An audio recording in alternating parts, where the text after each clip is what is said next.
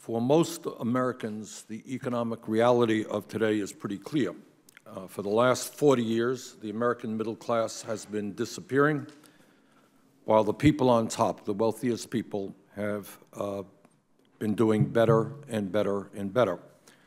Today, real median family income is almost $5,000 less than it was in 1999. The typical male worker, despite huge increases in productivity, made $783 less last year than he did 42 years ago after adjusting for inflation. The typical female worker is making $1,300 less than she did in 2007. Despite the modest gains of the Affordable Care Act, 40 million Americans continue to have no health insurance, and more people are living in poverty today than almost any time in the modern history of America. Despite a significant improvement in the economy since President Bush left office, real unemployment is not 5.5%, it is 11%, counting those people who have given up looking for work or working part-time when they want to work full-time. Youth unemployment, the future of our nation, is 17%, and African-American youth unemployment is far higher than that. Throughout this country, a significant number of young people have given up the dream of going to college because of the high cost of tuition, while millions of others are struggling with the yoke of excessive debt around their necks. And I'm sure that every member of this committee has talked to young people who are trying to figure out how they deal with $50,000, $80,000 of debt for the crime of having gone to college. The federal minimum wage today of $7.25 an hour is a starvation wage, and half the kids in public schools are eligible for free or reduced price school lunches. And while the middle class disappears, the people on top and the largest corporations have never had it so good. And any serious discussion of deficit and debt has to take that into consideration. Today, the top 1% earns more income than the bottom 50%. And since the Wall Street crash of 2008, over 99% of all new income goes to the top 1%. Corporate profits are soaring, and CEOs now earn over 270 times what their average employee makes. Today, incredibly, the top 1/10 of 1% owns almost as much wealth as the bottom 90%. And the wealthiest family in this country, one family, owns more wealth than the bottom 42% of the American people.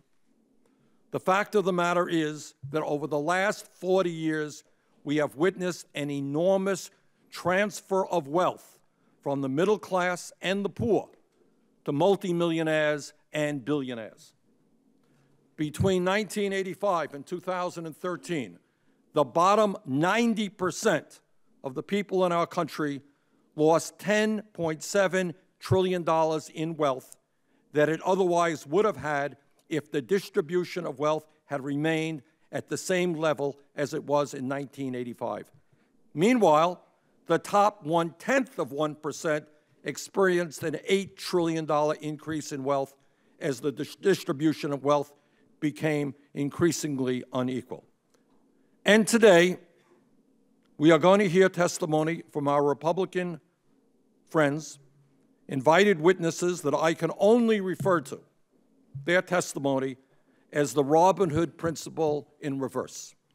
We're going to hear from witnesses who suggest that in the midst of this massive income and wealth inequality, that we cut programs that the elderly, the children, the sick, the poor, and working families desperately depend upon, and then at the same time, they want us to give more tax breaks to the rich and large corporations. And unless I am very mistaken, and if I am, I owe you an apology, Mr. Chairman, that is exactly what the Republican budget will be doing, taking from the working people and the poor and giving to the wealthy and large corporations. And that is exactly what the Ryan budget did last year when it was passed by the Republican House. Further, we will hear testimony today from one of our Republican witnesses about the need to make major cuts in Social Security and Medicare.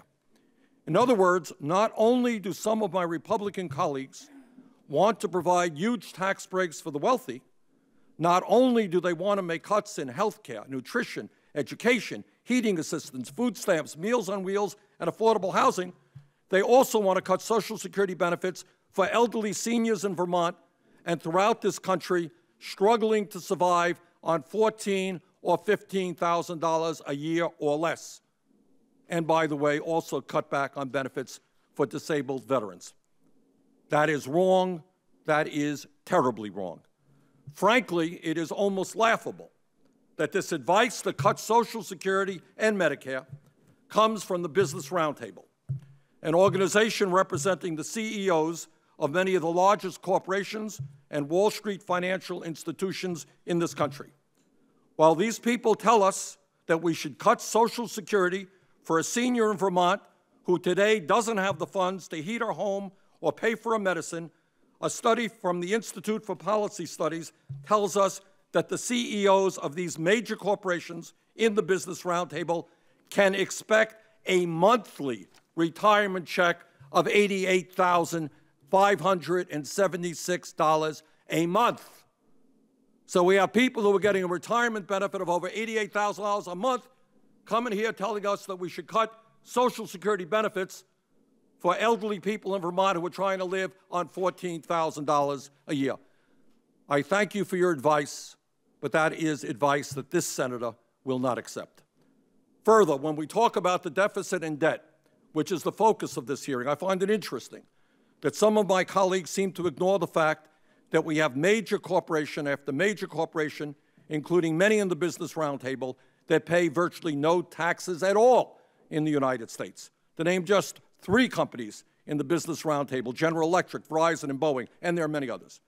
These are enormously profitable corporations that in some recent years have paid 0 in federal income taxes. And today we're going to be lectured about how we have to cut programs for working families to balance the budget. This country is losing approximately $100 billion a year in revenue because American companies and the wealthy are stashing their profits in the Cayman Islands, Bermuda, and other tax havens. The situation has become so absurd that one 5-story office building in the Cayman Islands is the home of more than 18,000 corporations. Maybe if we are serious about deficit reduction, rather than cutting Social Security or Medicare, we might want to examine that reality. Last point, if we are serious about lowering the deficit and the debt, the best way to do that is not by developing an austerity program which increases suffering for those who are already hurting. The best way forward is to create a full employment economy with jobs that pay good wages. When people work and when people have jobs, they pay taxes. When people have jobs that pay them a livable wage, they no longer need government programs, in my view. The best way to do that is to rebuild our crumbling infrastructure, to put millions of people back to work. And I would all remember, all of us hope to remember, that the last time we eliminated the deficit from 1988 to 2001, we had a full employment economy.